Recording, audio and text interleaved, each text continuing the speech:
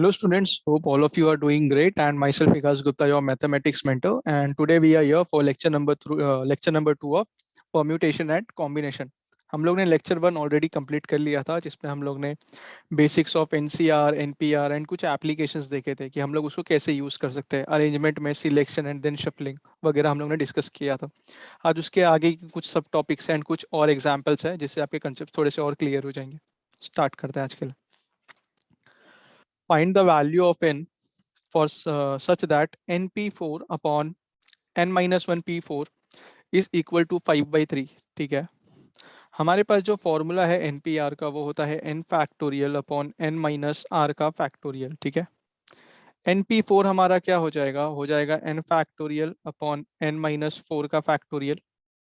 Similarly n minus 1 p4 क्या हो जाएगा हमारा n माइनस 1 का factorial upon n minus 1 minus 4 का factorial, that is n minus 1 का फैक्टोरियल अपॉन n माइनस 5 का फैक्टोरियल। अगर हम दोनों का रेशो लेंगे np4 अपॉन n माइनस 1 है ना, एक n माइनस 1 p4, तो ये हमारा जो वैल्यू आएगा वो हो जाएगा n factorial n minus 4 factorial n minus 1 factorial into n minus 5 factorial. इसका वैल्यू आएगा 5/3। अगर हम इसको ऑप्शन के हिसाब से देखें तो ये n फैक्टोरियल को हम लोग n इंटू n माइनस 1 का फैक्टोरियल लिखेंगे। सिमिलरली ये n माइनस 4 फैक्टोरियल को हम लोग n minus 4 into n minus 5 का फैक्टोरियल लिखेंगे। आप इसमें से ये पार्ट और ये पार्ट एलिमिनेट कर सकते हैं, ये पार्ट और ये पार्ट एलिमिनेट कर सकते हैं। तो हमारे पास जो बचेगा वो हो जाएगा n upon n minus 4 is equal to 5/3। Solve करेंगे 3n equal to 5n minus 20, इधर लेकर गए तो 2n इक्वल टू 20, मतलब हमारा n का वैल्यू आ रहा है 10। तो पहले वाले केस में हमारा n का वैल्यू था 10। सेकेंड सम, इसमें दिया हुआ है np5 equals to 42 times np3। अगर इसे सॉल्व करेंगे तो ये हो गया n factorial n minus 5 factorial, ये हो गया 42 n factorial n minus 3 factorial. आप क्या करिए, इस n माइनस 3 फैक्टोरियल को आप n minus 3 into n minus 4 into n minus 5 factorial लिख सकते हैं। तो इस हिसाब से ये वाला पार्ट और ये वाला पार्ट हमारा एलिमिनेट हो गया, तो हमारे पास जो बचेगा, और n फैक्टोरियल भी एलिमिनेट हो चुका है, तो बचा है हमारे पास 42 upon n minus 3 into n minus 4 equal to 1। तो 42 का वैल्यू हो रहा है n minus 3 into n minus 4। आप इसे सॉल्व करेंगे तो होगा n square minus 7n plus 12 equal to 42, that is n square minus 7n minus 30 होगा। तो ये हो गया हमारा -30 इक्वल टू 0। स्प्लिट कर देता है, -30 can be represented as 10 3 minus plus, तो हमारा वैल्यू होगा n minus 10 n plus 3 equal to 0। तो n का वैल्यू होगा हमारा डायरेक्टली 10, क्योंकि -3 एक्सेप्टेबल नहीं है, यहाँ पर बोला है n is greater than 4। Next sum, if all the permutation of the letters of the word again are arranged in order as in a dictionary, what is the 49th word? ठीक है, अब ये हम लोग इसको बोलते हैं डिक्शनरी प्रॉब्लम्स, और ये बहुत ही कॉमन प्रॉब्लम्स है एग्जाम्स में। सबसे पहला स्टेप आपको क्या करना है कि जिस जो भी वर्ड आपको दिया उसको अल्फाबेटिकल, उसके अंदर जो भी लेटर्स है उसको अल्फाबेटिकल ऑर्डर में अरेंज कर दीजिए। ए है, जी है, ए है, आई है, एन है, इसका अगर अल्फाबेटिकल सीक्वेंस, अल्फाबेटिकल ऑर्डर हम लोग लिखेंगे तो ऐसे आएगा, ए आएगा, ए आएगा, जी आएगा, आई आएगा, एन आएगा। ठीक है, और उनको क्या चाहिए कि 49th वर्ड क्या होगा। सबसे पहले अगर हम डिक्शनरी स्टार्ट करेंगे तो हमारा जो फर्स्ट वर्ड होगा वो होता है ए। इस ए को हम लोग क्या करेंगे, फिक्स। और ये 5 लेटर्स थे हमारे पास, तो बाकी 4 जगह पर हम लोग अपने बाकी अदर लेटर्स फिल कर सकता है। तो देखिए अभी ए मैंने फिक्स कर दिया, तो इन चार जगह पर मैं AGIN के हिसाब से फिल करूंगा। तो हमारे पास जो पॉसिबल कॉम्बिनेशन होगा वो होगा 4 फैक्टोरियल। इसका आंसर हुआ 24। ये वाला पहला केस था। सेकंड में आफ्टर ए जो सबसे नजदीक वाला अल्फाबेट है वो है जी। तो आफ्टर ए अगर मेरे डिक्शनरी में कुछ आएगा तो वो होने वाला है जी। अब मेरा ये जो स्टार्ट होगा वो होगा जी से। तो अभी हम लोगों को जो सेकंड केस है उसमें जो हमारा ऑर्डर रहेगा वो अभी जी आएगा, ठीक है। एंड बाकी के जो 4 डिजिट्स है हम लोग उसको यहाँ पर प्लेस कर देते हैं। अब जो बाकी 4 डिजिट्स है उसमें अगर मैंने जी को स्टार्टिंग में फिक्स कर दिया तो क्या है AAIN। तो हम लोग बेसिक यूज करेंगे। 4 objects can be used arranged in 4 factorial veg. लेकिन यहाँ पर 4 में से ए 2 बार रिपीट हो रहा है ना, तो उसको हम लोगों को 2 फैक्टोरियल से डिवाइड करना पड़ेगा, ठीक है। तो 24/2 it will be giving me 12। ठीक है। केस नंबर 3, मैंने एक से स्टार्ट कर लिए, सारे वर्ड्स बना लिए। मैंने फिर जी से स्टार्ट करके सारे वर्ड्स बना लिए। अब जो मेरा जो स्टार्टिंग अल्फाबेट रहेगा वो होगा आई, क्योंकि अल्फाबेटिकल सीक्वेंस के हिसाब से ए के बाद आया ए के बाद आया जी एंड जी के बाद आ रहा है आई। अगर अब मैं इसके अंदर से वर्ड्स बनाने के लिए ट्राई करूं, ठीक है, तो वापस से 4 objects can be arranged in 4 factorial veg. लेकिन अब इधर क्या होगा कि मेरे पास ए वापस से 2 बार रिपीट कर रहा है, तो उसलिए मुझे 2 फैक्टोरियल वेज से डिवाइड करना होगा, तो ये हो गया 12। तो अगर आप इन दोनों सबका काउंटिंग करेंगे तो ऑलरेडी 48 हो चुका है, ठीक है। तो अभी अगर मुझे स्टार्ट करना होगा तो मेरा जो लास्ट वर्ड जो स्टार्ट होगा वो किससे होगा, एन से। और 48 हो चुका है, मतलब ये जो पहला वर्ड बनेगा वही मेरा 49th वर्ड होगा। एंड डिक्शनरी में अल्फाबेटिकल सीक्वेंस है, तो एन के बाद जो मेरे अल्फाबेट्स आने वाले वो होंगे ए। इस सीक्वेंस में, क्योंकि अल्फाबेटिकल सीक्वेंस ही है, तो AAGI। तो ये वाला जो वर्ड होगा ये वाला होगा मेरा 49th word of the dictionary. तो इसमें ऑप्शन जो करेक्ट है वो है ऑप्शन बी। नेक्स्ट सम करते हैं। In how many veg 3 mathematic books, 4 history books, 3 chemistry books and 2 biology books can be arranged on a shelf so that all the books of the same subject are together। अब same subject की books को हम लोगों को साथ में रखना है ना, तो इसमें हम लोग क्या यूज करेंगे, बंडल मेथड। बंडल मेथड क्या बोलता है कि कभी भी अगर आपको ऑब्जेक्ट्स को साथ में रखना है तो उसका एक बंडल बना के उसको एक अलग ऑब्जेक्ट ही कंसीडर करवा दो। जैसे कि एक मैं बंडल बनाता हूँ जिसके अंदर सारे मैथ्स की बुक है, तो हमारे पास मैथ्स में 3 है, तो M1 M2 M3 3 मैथ्स की बुक आ गए। फिर 4 हिस्ट्री के बुक्स हैं, तो दूसरा bundle H1 H2 H3 H4 आ गया। देन 3 केमिस्ट्री, तो C1 C2 C3 and finally I am having 2 biology books, तो B1 B2। अब मैंने 4 बंडल्स बनाए ना, तो 4 बंडल्स के मतलब 4 डिफरेंट ऑब्जेक्ट्स हो गए। एंड 4 डिफरेंट ऑब्जेक्ट्स को I can arrange in 4 factorial veg. अब ये तो ओवरऑल बाहर से शफलिंग हो गई। अब हम लोग अंदर भी तो बंडल्स की शफलिंग कर सकते हैं। जैसे मैंने इधर पे M1 M2 M3 रखा है, अगर मैं M2 को पहले रख लूंगा और M1 को बाद में, तो ये नया ऑर्डर हो गया मेरा अरेंजमेंट ऑफ बुक्स का। तो अंदर अगर मेरे 3 ऑब्जेक्ट्स हैं तो हम उसको 3 फैक्टोरियल वेज से शफल करेंगे मैथ्स के लिए। हिस्ट्री में 4 है तो 4 फैक्टोरियल, केमिस्ट्री में 3 है तो 3 फैक्टोरियल एंड बायोलॉजी में 2 है तो 2 फैक्टोरियल। आप इसको सॉल्व करेंगे तो ये हो जाएगा 24, ये हो जाएगा हमारा 6, 24 6 2। इसके लिए देखते हैं हमारे पास क्या हो सकता है। इसको सॉल्व करेंगे 24 जा 6 जा हो गया 36। ये हो जाएगा 576, 576 24 का स्क्वायर और ये हो गया 2। तो 2 6 जा 12 एंड 2 6 जा 12। तो इसका जो करेक्ट ऑप्शन है वो है ऑप्शन है, क्योंकि यूनिट डिजिट सिर्फ 2 इसके पास है। Next question. Suppose M men and N women are to be seated in a row such that no two women sit together। ठीक है। अब ये जो क्वेश्चन है ना, ये है गैप मेथड।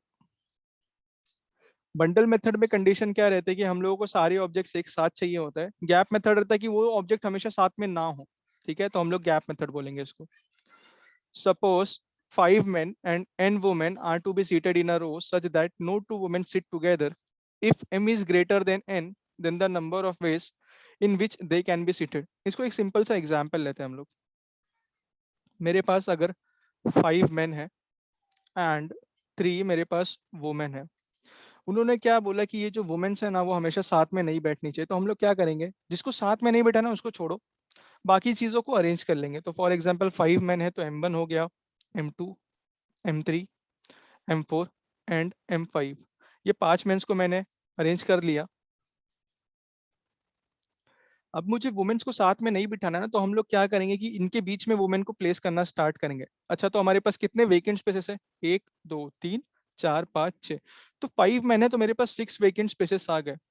एक चीज और इधर नोट करी जा सकती है कि मैं मेंस को आपस में शफल कर सकता हूँ। तो 5 मेंस है तो मैं 5 मेंस को 5 फैक्टोरियल वेज में शफल करूंगा। एंड मैंने एग्जाम्पल में कंसीडर किया था 3 वुमेन्स ना, तो ये जो 6 वेकेंट स्पेसेस है इसमें से 3 कोई तो वुमेन ऑक्यूपाई करेंगे। एंड अगर इधर W1 है, इधर W2 है एंड इधर W3 है, तो मैं इनको आपस में भी तो शफल कर सकता हूँ। तो ये हो गया मेरा 3 फैक्टोरियल वेज। ठीक है, तो मैं इधर पे लिख देता हूँ हम लोग ने क्या क्या लिखा हुआ है। ये 5 फैक्टोरियल क्या है हमारा? Arrangement of main. 6C3 हमारा क्या था? Selection of position for women. And ये जो 3 फैक्टोरियल है ये क्या है हमारा? Arrangement for women. अब उन्होंने क्या किया हुआ है, नंबर्स के बजाय वेरिएबल्स दे दिया है ना, तो हम लोग ये लॉजिक्स के हिसाब से अपना सोल्यूशन इसमें निकाल सकते हैं। तो क्या होगा देखो, 5 मेन थे तो 5 फैक्टोरियल वेस आया था। सिमिलरली इधर M मेन है तो हमारा इधर पर M फैक्टोरियल वेस आ जाएगा। 5 मेन थे तो 6 वेकेंट स्पेसेस बने थे एंड उस 6 में से हम लोग ने 3 वुमेन को डाला था, प्लेस किया था। सिमिलरली अगर M मेन है तो हमारे पास वेकेंट स्पेसेस M+1 हो गया और मेरे पास जो वुमेन है वो है N, और 3 वुमेन थे इस वजह से मैंने 3 फैक्टोरियल में शफल किया था। तो इधर पर अगर मेरे पास N वुमेन है तो हम इन्हें N फैक्टोरियल वेज से शफल करेंगे। इसे अगर हम लोग सॉल्व करते हैं तो क्या हो जाएगा? M factorial M+1 factorial M+1 minus N factorial, ये हुआ N फैक्टोरियल और इधर का N फैक्टोरियल, ये और ये एलिमिनेट हो गया। तो M factorial M+1 factorial and finally M+1 minus N का फैक्टोरियल। ठीक है, तो ये वाला ऑप्शन होगा option A correct. Okay, 3 married couples are to be seated in a row having 6 seats in a cinema hall. If the spouses are to be seated next to each other, in how many ways they can be seated? Find also the number of ways in which they're sitting if all the ladies are sit together. ठीक है, इसमें दो cases दिए हुए हैं basically. Case 1, spouses sit together। Spouses sit together मतलब जो couple है उसको हमेशा साथ में बैठना है। ठीक है, तो हम लोगों को उन लोगों को साथ में बिठाया तो हम लोग क्या करेंगे, बंडल बना देंगे। ठीक है, M1 W1 ये पहला बंडल, M2 W2 ये दूसरा बंडल एंड M3 W3 ये हो गया मेरा तीसरा बंडल। ठीक है, मैंने क्या बोला, 3 ऑब्जेक्ट्स है तो 3 objects can be arranged in 3 factorial veg. And finally her bundle के अंदर भी तो मैं शफल कर सकता हूँ ना। M1 W1 है तो हम लोग क्या करेंगे, W1 M1 कर देंगे, फिर W2 M2 and W3 M3। तो ये अलग अलग हमारे अरेंजमेंट्स हो गए। तो इसको हम लोग 2 फैक्टोरियल 2 फैक्टोरियल 2 फैक्टोरियल, तो ये हो जाएगा 6 2 2 2, तो ये हो जाएगा 8 6 48। तो इसका जो करेक्ट ऑप्शन आ रहा है 48। तो मैं इधर लिख देता हूँ हम लोग ने क्या क्या यूज किया हुआ है। ये हुआ है हमारा अरेंजमेंट ऑफ बंडल्स एंड ये जो हम लोग ने किया है ये है शफलिंग इनसाइड द बंडल्स। ठीक है, केस 2 अभी करते हैं। केस 2 के लिए क्या बोला है उसने? केस 2 के लिए बोला है find the number of ways in which all the ladies sit together. अच्छा, सारी लेडीज को एक साथ बैठना है तो हम लोग क्या करेंगे, उनको सबको एक बंडल में डाल देंगे एंड बाकी को अलग ऑब्जेक्ट्स कंसिडर कर लेंगे। तो मैंने एक बंडल बनाया तो ये हो गया W1 W2 W3। ठीक है, ये मेरा एक ऑब्जेक्ट हो गया और बाकी मेरे ऑब्जेक्ट्स क्या हो गए, M1 M2 M3। देखो, एक ऑब्जेक्ट, दो ऑब्जेक्ट, तीन ऑब्जेक्ट और ये बंडल को मिलाकर हो गया मेरे पास 4 ऑब्जेक्ट। तो 4 object can be arrange in 4 factorial veg and इसके अंदर हम लोग शफलिंग कर सकते हैं ना, तो 3 ऑब्जेक्ट को हम लोग अंदर शफल कर देंगे 3 फैक्टोरियल वेज। तो ये हो गया 24 और ये हो गया 6, तो ये हो जाएगा 144, 120 एंड 144। ठीक है, तो इसका जो करेक्ट ऑप्शन है वो है ऑप्शन बी। इधर पर भी रीजंस लिख देते हैं हम लोगों ने क्या किया है, arrangement of total distinct objects, and ये है हमारा शफलिंग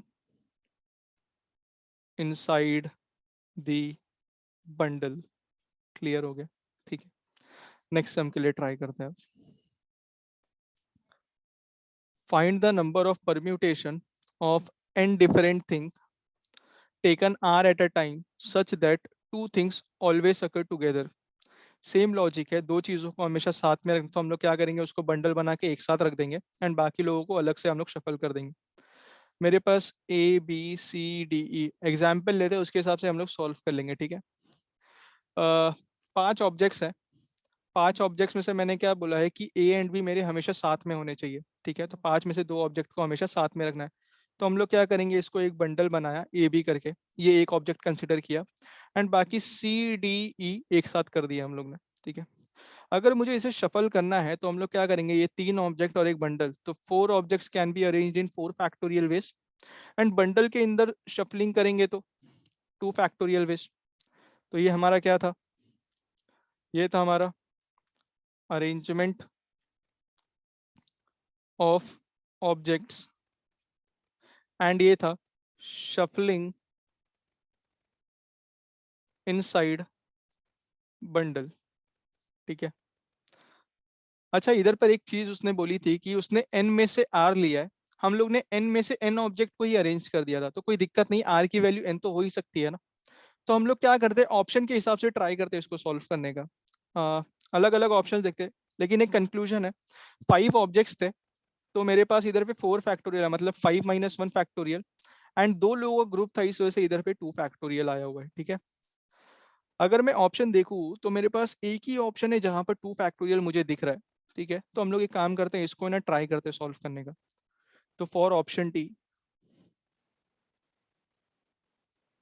ऑप्शन डी के लिए अगर हम लोग जाएंगे तो 2 फैक्टोरियल है यहाँ पर, ये आ रहा है r-1, लेकिन जब ये एग्जाम्पल मैंने कंसिडर किया था, r और n का वैल्यू हम लोग ने सेम ले लिया था क्योंकि 5 ऑब्जेक्ट्स थे और मैंने 5 को ही शफल कर दिया था। ठीक है, तो इधर पे r की जगह डाल दिया मैंने n एंड इधर आ जाएगा n-2 p, r की जगह आ गया n, तो ये हो गया 2 फैक्टोरियल n-1।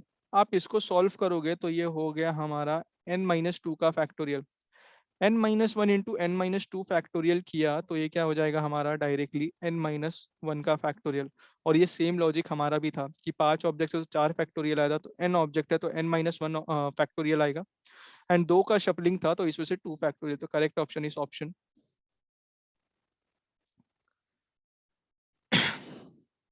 नेक्स्ट हम ट्राई करते हैं।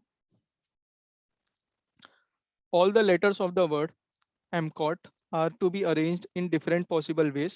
The number of such arrangement in which no two vowels are adjacent to each other। ठीक है, तो vowels को साथ में नहीं रखना है ना, अलग करना है, तो गैप मेथड यूज कर लेंगे।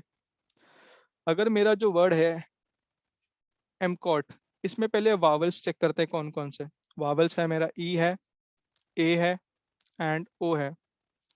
एंड अगर मैं कॉन्सोनेंट्स के बारे में पूछूं तो मेरे पास आएगा M है, C है एंड T है। वॉवल्स को अलग अलग करना है तो पहले कंसोनेंट्स को अरेंज करेंगे जैसे डिस्कस किया था, तो एम आया, सी आया, टी आया, और मैं कितने जगह पर वॉवल्स को प्लेस कर सकता हूँ, 1 2 3 4। तो सबसे पहले हम लोग क्या करेंगे, कंसोनेंट्स को शफल कर लेते हैं, कितने तरीके से, 3 फैक्टोरियल। 4 में से 3 जगह पर मेरे वॉवल्स आने वाले हैं एंड फिर मैं वॉवल्स को भी तो शफल अप कर सकता हूँ ना। तो हम लोगों ने क्या किया हुआ है, ये था arrangement of consonants, selection of position for vowels, and ये फाइनली था अरेंजमेंट ऑफ वावल्स। ठीक है, अब इसको सॉल्व करते हैं हम लोग, क्या आंसर आता है हमारा। इसको अगर हम लोग ने सॉल्व किया तो ये हो गया 6, 4c3 हो गया 4, एंड ये वाला पार्ट हो जाएगा 6, तो 36 × 4, तो 144, तो 144 is the correct option, that is option B.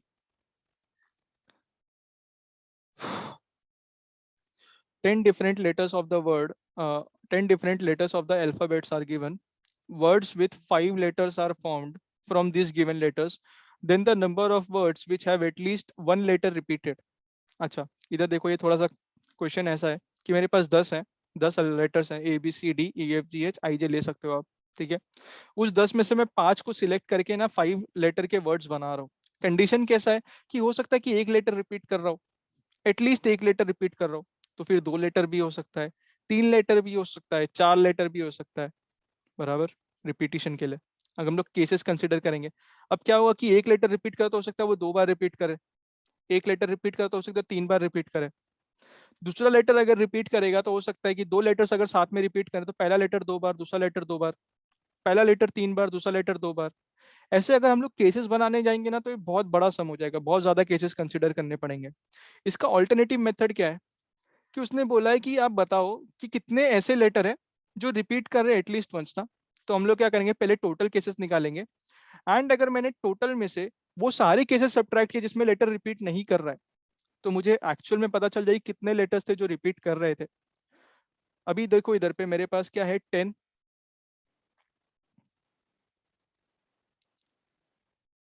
मेरे पास 10 डिफरेंट लेटर्स हैं, 10, ओके, ठीक है, 10 डिफरेंट लेटर्स, और उसमें से मुझे 5 लेटर्स के वर्ड बनाने हैं। ठीक है, 5 लेटर्स के मैं वर्ड बनाता हूँ। ठीक है, कितने तरीके से मैं 5 लेटर्स के वर्ड बना सकता हूँ, क्योंकि रिपीटिशन अलाउड है, तो मैं पहले जगह पे 10 में से कोई भी एक फिल कर सकता हूँ, रिपीटिशन अलाउड है तो सेकेंड जगह पर भी, थर्ड जगह पर भी, फोर्थ जगह पर भी, एंड फिफ्थ जगह पर भी। तो मैं कितने लेटर्स बना सकता हूँ, कितने वर्ड्स बना सकता हूँ, 10⁵ वर्ड्स। ये क्या था, टोटल नंबर ऑफ वेज। मैं बोल रहा हूँ कि रिपीटिशन अलाउड ना हो तो तो इधर पर हम लोग क्या कंसीडर करेंगे, 10 कंसीडर करेंगे पहले जगह पे, फिर रिपीटिशन अलाउड नहीं है तो दूसरी जगह पे 9 वेज, यहाँ पर आएगा 8, 7 एंड 6। तो क्या था, number of words which have at least one word repeated, ये क्या होगा हमारा, total number of ways minus no letter is repeated. इधर पे मेंशन कर दो number of ways in which no letter is repeated. तो ये था हमारा 10⁵ एंड इसका वैल्यू आ रहा है 10, 9, 8, 7, 6। ठीक है, आप इसको ऐसे भी देख सकते थे कि मुझे 10 में से 5 सिलेक्ट करना है तो हम 10C5 कर सकते थे, एंड क्योंकि 5 डिस्टिंक्ट है तो हम इसको शफल अप भी कर सकते, तो 10C5 × 5 फैक्टोरियल भी आप करते तो भी हमारा सेम ही आंसर आने वाला था, या तो फिर आप ऐसे कर लीजिए, दोनों में से सेम ही आंसर आएगा। एंड इसका जो करेक्ट ऑप्शन होगा वो होगा ऑप्शन है, आप कैलकुलेट कर सकते हैं, इसका जो करेक्ट ऑप्शन होगा वो ऑप्शन ए होगा। Next question, find the number of permutation of the letters of the word Allahabad. ठीक है, A L A L A H A B A D। अगर मैं ए को देखूं तो ए मेरे पास कितनी बार है, एक बार, 2 बार, 3 बार, 4 बार, तो ए मेरा रिपीट हो रहा है 4 टाइम्स। दूसरी बात, अगर मैं एल को देखूं तो एल मेरे पास कितनी बार है, एल है एक बार, 2 बार, तो एल मेरा रिपीट हो रहा है 2 बार। उसके बाद है मेरे पास HBD, ये नॉन रिपीटिशन वाले हैं। तो टोटल कितने हो गए, 3 + 2 5, 5 + 4 9, काउंट कर लेते हैं, 1 2 3 4 5 6 7 8 9। ठीक है, बेसिक परम्यूटेशन का लॉजिक है कि अगर मेरे पास 9 ऑब्जेक्ट्स है तो हम लोग उसको कितने तरीके से अरेंज कर सकते हैं, 9 फैक्टोरियल। लेकिन उसमें से ए 4 बार रिपीट हो रहा है तो 4 फैक्टोरियल, एल 2 बार रिपीट हो रहा है तो 2 फैक्टोरियल। कैलकुलेट करते हैं, 9 8 7 6 5, 4 फैक्टोरियल एलिमिनेट हो गया है और इधर पे आएगा 2।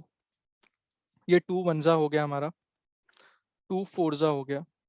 ठीक है, इसको हम लोग अगर कैलकुलेट करेंगे तो ये हो जाएगा 9। अच्छा, ये 4 को हम लोग 2 बार में 2 लिख सकते हैं, तो 2 टूजा, तो ये हो गया 9 टूजा 7 6, एंड एक जो 2 था वो मैं 5 के साथ इनकलकेट करके एक 10 बना ले रहा हूँ।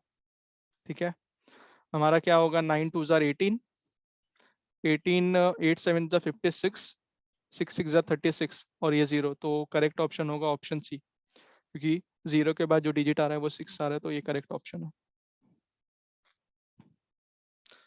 How many 4-digit numbers can be formed using the digits 1 to 9 if repetition of the digits is not allowed? ठीक है, 1 से लेके 9 तक बनाना है ना, तो हमारे पास 1 से लेके 9 तक 9 डिजिट्स हैं, एंड 4 डिजिट्स चाहिए तो 4 वेकेंट स्पेस बना दिए, and repetition digits not allowed है, तो पहली जगह पर 9 होगा, 8 होगा, 7 होगा, 6 होगा। तो इसे अगर हम सॉल्व करेंगे तो 9 8 जा 72, 2 हुआ, 2 7 जा 14, 4 हुआ, 4 6 जा 24। अच्छा, तो दो हमारे पास ऐसे ऑप्शन है जिसमें वो है। ठीक है, 4 यूनिट डिजिट पे, तो सॉल्व करते हैं, ये हो गया 72 और ये हो गया 9 8 जा 72 और ये हो गया 42। 72 इंटू 42 किया तो 4, 2 7 जा 14, 0 8, 4 7 जा 28, 4 12, 0 3, तो correct option is 3024। How many numbers lying between 100 and 1000 can be formed from the digits this if repetition of digit is not allowed? ठीक है, 100 एंड 1000 के बीच में कितने डिजिट्स होने चाहिए? अगर हम लोग ट्राई करेंगे तो 100 एंड 1000 के बीच में सारे 3 डिजिट्स होंगे, एंड जो मेरा पहला डिजिट होगा वो 1 होना ही चाहिए। क्यों? हाँ, मेरे पास 100 between 100 and 1000 we will have 3-digit numbers। तो कैसे केसेस हो सकता है? केस 1 कंसिडर करते हैं, 1 2 3। ठीक है, हमारे पास कितने ऑप्शन है, 1 2 3 4 5 6, 6 ऑप्शन हमारे पास अवेलेबल है। तो 6 ऑप्शन में से, एक मिनट,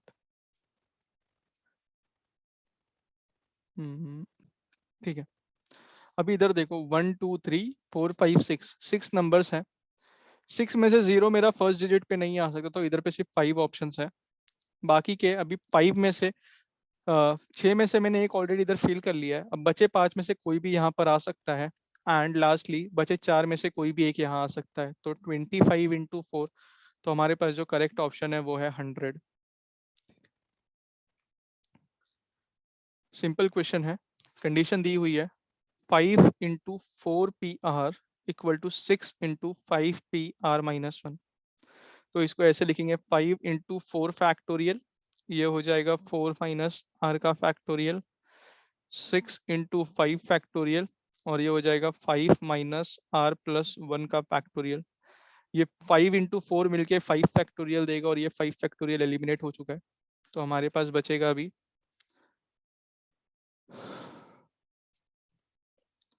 1/4 माइनस आर का फैक्टोरियल, और इधर हो गया 6/6 माइनस आर का फैक्टोरियल। इसको अगर हम लोग लिखेंगे तो ये हो गया 6 minus R, 5 minus R, 4 minus R का फैक्टोरियल, और ये हो गया हमारा 4 माइनस आर का फैक्टोरियल। इसे और इसे एलिमिनेट कर दो, और इधर न्यूमरेटर में 6 है। अगर हम इसे इधर भेजें तो इसको हम लोग माइनस कॉमन लेकर ऐसे लिख सकते हैं, r-6 r-5, ये हो गया 6, are square minus 11r plus 30, इधर हो गया 6, are square minus 11r plus 24, ये हो गया दिस, एंड इस 24 को 8 3 माइनस माइनस, तो r का वैल्यू 8 होगा या तो r का वैल्यू 3 होगा। तो इसका जो करेक्ट ऑप्शन है वो है ऑप्शन सी।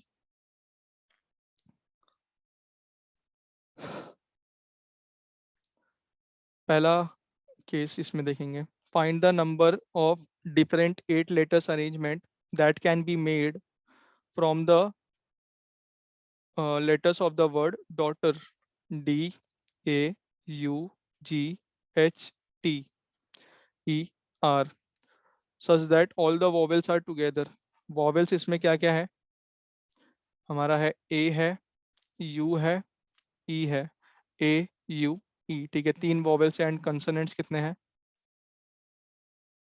कंसोनेंट्स आएंगे हमारे पास, A है, U है, E है, एंड आएगा D आएगा, G आएगा, H आएगा, T आएगा एंड R। अगर वॉवेल्स को साथ में रखना है तो हम लोग क्या करेंगे, बंडल मेथड अप्लाई कर देंगे। तो बंडल बना दिया हम लोग ने, एक बंडल बनाया तो A U E इसमें एक साथ हो गया, एंड बाकी ऑब्जेक्ट्स को D G H T R, ठीक है। अब ये देखिए, ये 5 ऑब्जेक्ट्स और एक बंडल, 6 ऑब्जेक्ट्स, तो उसको हम लोग शफल करेंगे 6 फैक्टोरियल वेज, एंड बंडल के इनसाइड शफलिंग होगी 3 फैक्टोरियल वेज। तो ये क्या हो गया, अरेंजमेंट ऑफ डिफरेंट ऑब्जेक्ट्स, और ये हो गया हमारा शफलिंग इनसाइड बंडल। अगर मैं इसको सॉल्व करता हूँ, 6 फैक्टोरियल का वैल्यू हमारा जो होगा वो हो जाएगा 720, एंड 3 फैक्टोरियल का वैल्यू हो गया 6।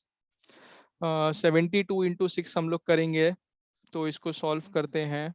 72 × 6, 2 6 = 12, ठीक है, 42 43, और ये एक जो बाहर जीरो था वो, तो 4320। तो हमारे पास एक ही ऑप्शन है जहां पर 4320 दिया हुआ है, तो हमारा करेक्ट ऑप्शन ए ही हो गया। सेकंड केस क्या दिया हुआ है कि all the vowels do not occur together, second वाला,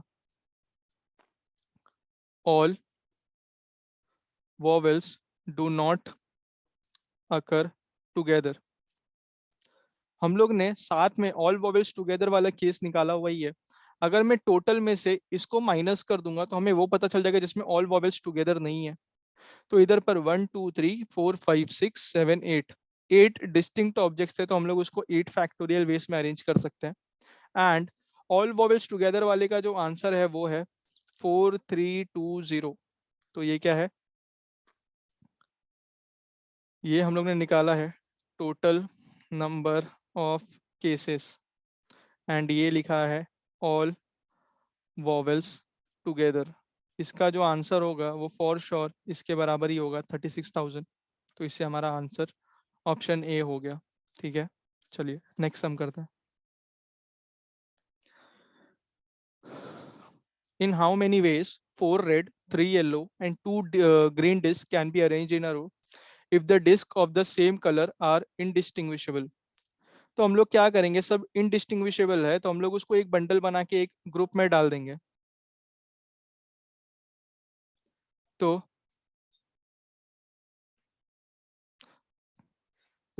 4 रेड है, 3 येलो है एंड 2 ग्रीन है ना। तो हम लोग क्या करते हैं, सबसे पहले इसका बंडल्स बना के इसको अलग अलग कर लेंगे। तो इधर पे मेरे पास 4 रेड एक हो गया, इसमें 3 येलो हो गया, एंड इसमें मेरे पास 2 ग्रीन हो गया। अगर मैं ऑब्जेक्ट्स काउंट करूँ, ये येलो है 3y, ठीक है, तो मेरे पास 3 ऑब्जेक्ट्स है, तो 3 फैक्टोरियल वेज। अच्छा, लेकिन इसने क्वेश्चन में क्या पूछा, in how many ways can 4 red 3 yellow and 2 green disc can be arrange in a row if the disc of the same colour are indistinguishable. तो डायरेक्टली उसने साथ में रखने नहीं बोला है, टोटल केसेस की बात किया है, ओके। तो टोटल केसेस में हम लोग इधर पे बंडल मेथड नहीं अप्लाई करेंगे, डायरेक्टली परम्यूटेशन अप्लाई कर देता है। परम्यूटेशन कैसे अप्लाई करेंगे कि 4 + 3 7, 7 + 2 हमारे पास कितने ऑब्जेक्ट्स हो गए, 9। तो 9 ऑब्जेक्ट्स को हम लोग 9 फैक्टोरियल वेस में अरेंज करेंगे, लेकिन उसमें से 4 रेड लाइक है तो 4 फैक्टोरियल से डिवाइड किया, 3 येलो लाइक है ना तो 3 फैक्टोरियल से डिवाइड किया, एंड 2 ग्रीन लाइक है तो उसको 2 फैक्टोरियल से हम लोगों ने डिवाइड कर दिया। अब इसे कैलकुलेट करते हैं। 4 फैक्टोरियल तक ये आएगा, 4 फैक्टोरियल, 3 फैक्टोरियल, 6 और ये 2, ठीक है। अब अगर एलिमिनेट करना है तो ये 4 फैक्टोरियल एलिमिनेट हुआ, ये 6 हो गया, 6 हो गया, 2 1 जा 2 4 जा। अब इस 4 को दो 2 उसमें स्प्लिट करूंगा तो एक 5 2 जा हो गया 10, एंड हो गया मेरे पास 9 2 7, 9 2 जा 18, 18 इंटू 7 56, 9 2 जा 18 और यूनिट डिजिट 6 और एक 0 है, तो ये करेक्ट ऑप्शन होगा मेरा, ऑप्शन डी। ठीक है, ये सम ट्राई करते हैं अभी। Find the number of arrangement of the letters of the word independence. In how many of this arrangement do the words start with P? Total arrangement बताना है हमें इंडिपेंडेंस का। तो इंडिपेंडेंस को पहले से लिखते हैं, I N D E P E N D E N C E. तो अगर हम देखें, पहले मेरे पास आई है, तो आई मेरे पास डिस्टिंग्विश है। ठीक है, हमारे पास कौन सा वाला पार्ट डिस्टिंग्विश नहीं है? आई मेरा सिर्फ एक बार रिपीट हो रहा है, एन मेरा मल्टीपल टाइम्स रिपीट हो रहा है ना, तो एन हम देखते हैं कितने बार रिपीट हो रहा है, 1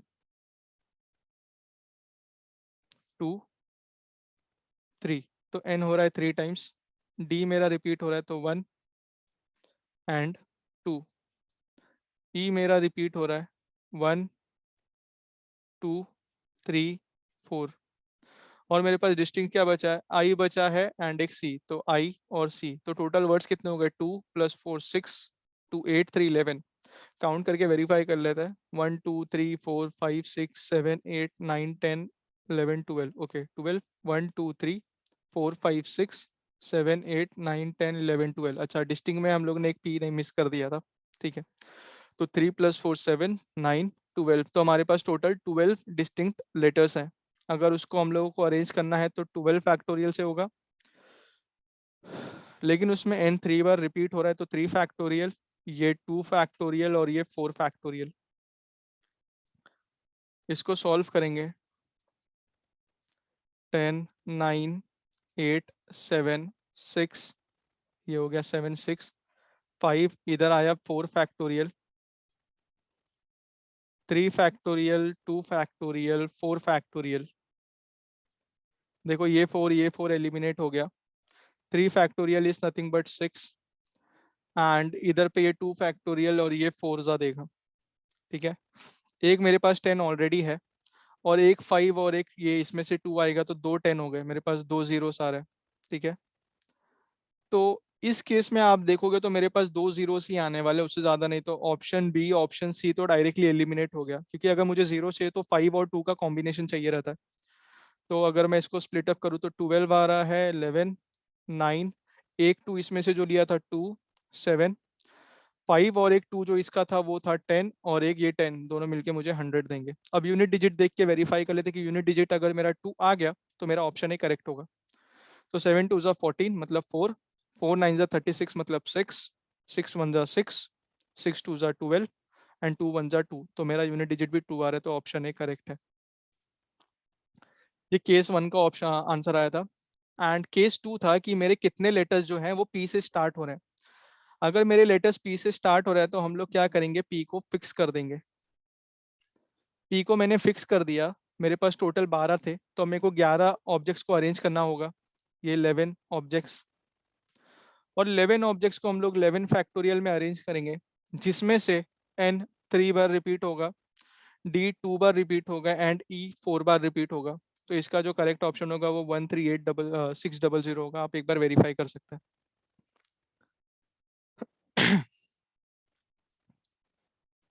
ठीक है, among 8 factorial permutation of the digits 1 2 3 4 up to 8, those arrangements which have the following property, that is, if you take any 5 consecutive positions, then the product of the digits in this position is divisible by 5, then the number of such arrangements। समझो कि मेरे पास 8 blocks हैं, 1 2 3 4 5 6 7 and 8। इस 8 blocks में मैंने 8 अलग अलग numbers दिए हुए, जिसमें से 5 कोई तो वो पोजीशन ऑक्यूपाई करने वाला है। कंडीशन ऐसी है कि अगर मैंने 5 कोई से भी कॉन्जिक्यूटिव ब्लॉक्स चूज करे, ठीक है, 5 कोई से भी कॉन्जिक्यूटिव ब्लॉक्स चूज करे, तो उसमें मुझे एक ऐसा नंबर बनना चाहिए जो 5 से डिविजिबल हो। और ये कब पॉसिबल है 5 से डिविजिबल होना, कि उस ब्लॉक्स में से अगर मैं 5 कॉन्जिक्यूटिव ब्लॉक चूज कर रहा हूँ तो उस 5 ब्लॉक्स में से एटलीस्ट एक के पास 5 होना चाहिए, तभी वो डिविजिबल होगा 5 से। चलो हम लोग ट्राई करते हैं कि हम लोग कैसे सिलेक्ट कर सकते हैं। हम लोग करेंगे 1 2 3 4 5।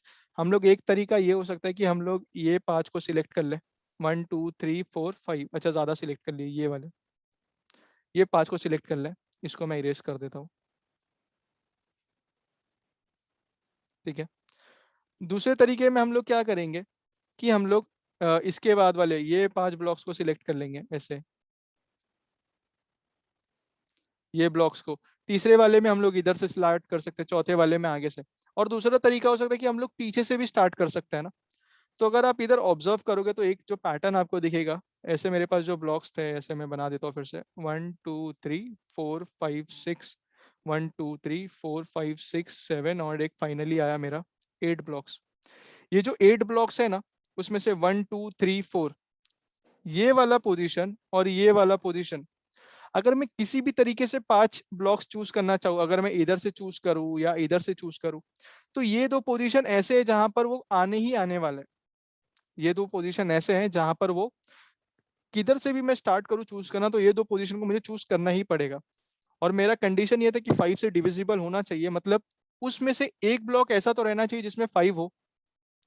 तो 5 मेरा इन दोनों में से कोई तो एक पोजीशन ऑक्यूपाई करेगा, either this either this.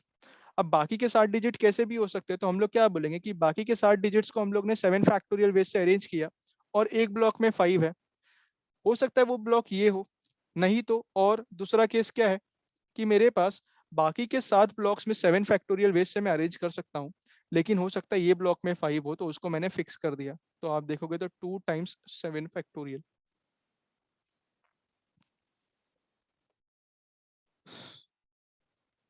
The number of signals that can be sent by 6 flags of different color, taking one or more at a time. मेरे पास है 6 फ्लैग्स जिनका कलर कैसा है, डिफरेंट।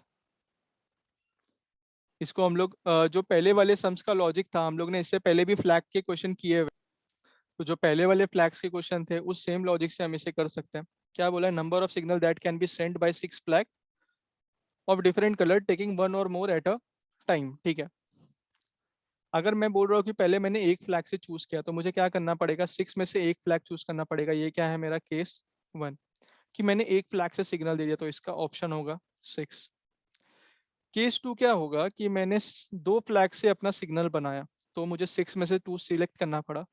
एंड अगर समझो ऊपर रेड है नीचे येलो है, तो मैं उसको शफल करूंगा तो ऊपर येलो और नीचे रेड दूसरा फ्लैग बन गया, तो हम लोग उसको शफल करेंगे 2 फैक्टोरियल वेज से।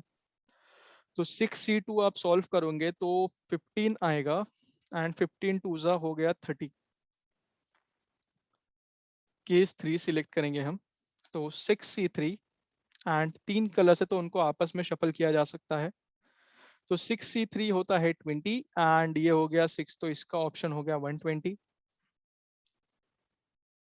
केस 4, हम लोग 4 अलग अलग फ्लैग्स लेंगे, तो 4 फ्लैग्स के कॉम्बिनेशन लिए, एंड इसको हम लोग 4 फैक्टोरियल वे से अरेंज कर सकते हैं। 6C4 6C2 का वैल्यू सेम है, एंड 4 फैक्टोरियल इज 24। तो 24 और ये, तो ये हो जाएगा 360। केस 5, हम लोग 6 में से 5 फ्लैग चूज कर लेंगे, 6 में से 5 फ्लैग्स चूज कर लेंगे, एंड ये इधर एलिमिनेट हुआ। 5 फ्लैग्स को हम लोग 5 फैक्टोरियल वेज से अरेंज करेंगे, तो ये हुआ 6, एंड 5 फैक्टोरियल इज 120, तो इसका आंसर आएगा 720। And last case, sixth case, 6C6, तो और जो 6 फ्लैग्स हैं उन लोग उसको हम लोग आपस में शफल कर देंगे, तो ये हो गया 1 × 720, तो ये हो जाएगा 720। आप इधर देखोगे तो जो सबसे बड़ा ऑप्शन है वो है 1956, तो इसका जो करेक्ट ऑप्शन होगा वो होगा 1956।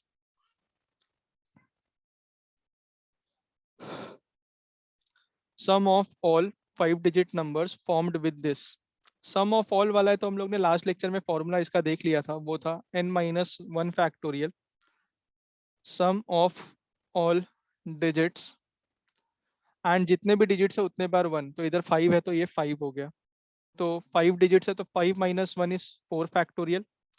सम ऑफ ऑल डिजिट्स करूंगा तो 1 plus 2 plus 3 plus 4 plus 5, and इधर आ जाएगा 1 1 1 1 1। आप इसे सॉल्व करो तो ये हो गया 24, 9 3 12, 13 15, ये हो गया 24 इंटू 15, 1 1 1 1 1।